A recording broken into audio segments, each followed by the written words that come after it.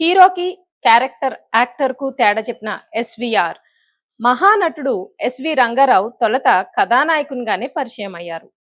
'బరూదిని' చిత్రంలో ప్రవరాఖ్యుని పాత్రలో ఆయన తొలిసారి వెండితెరపై కనిపించారు. ఆ సినిమా పరాజయం పాలవ్వడంతో కొంతకాలం సినిమాలకు దూరంగా ఉన్నారాయన. ఆ తర్వాత ఎన్టీఆర్ హీరోగా రూపొందిన 'షావుకారు', 'పల్లెటూరి పిల్ల' చిత్రాల్లో కీలక పాత్రలు పోషించిన రంగారావు 'పాతాళ భైరవిలో' మాంత్రికునిగా నటించి ఎనలేని పేరు సంపాదించారు.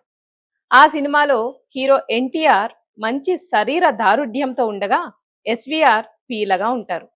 ఆ తర్వాత రోజుల్లో ఎన్టీఆర్ ఫిట్నెస్ తోనే ఉన్న ఎస్వీఆర్ భారీ కాయుడైపోయారు.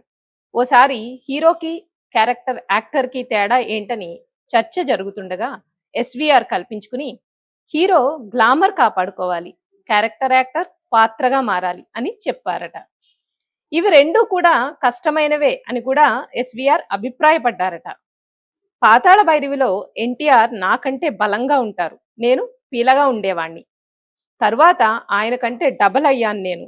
ఇది హీరోకి, క్యారెక్టర్ యాక్టర్‌కు ఉన్న తేడా అంటూ ఎస్వీఆర్ తనదైన శైలిలో సమాధానం